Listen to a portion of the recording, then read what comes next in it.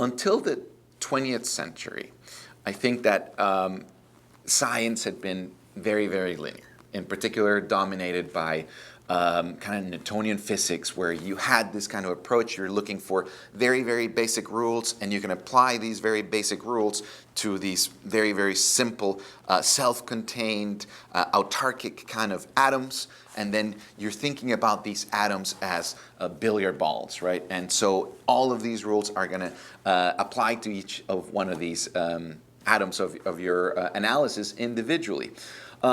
Economics until the 20th century was a science that was, I think, known as political economy. And it was pretty much a social science that tried to study humans in the context of their culture, their society, and trying to understand the political systems as a product of humans and also influencing humans. And so it's a very, very social science. But then in the 20th century, there was an attempt to basically turn economics into a more hard science, right? Like I guess we were envious of the kind of results that we were seeing in physics and people being able to build bridges and so on. So we wanted to understand the whole economy as a collection of simple individuals, consumers, or companies that are doing simple things, right? A consumer is trying to maximize his or her utility. A company is trying to maximize profits, and that you can, if you understand these things really well, you're going to be able to understand what happens in the whole, right? If you're trying to understand an anthill,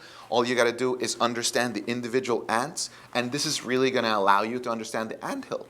But in nonlinear science, the idea is that the anthill, because of this idea of emergence, is a thing of its own, right? So this is where I think economics needs to go. Economics needs to come back to being a social science, and in doing that, it needs to understand that society does exist.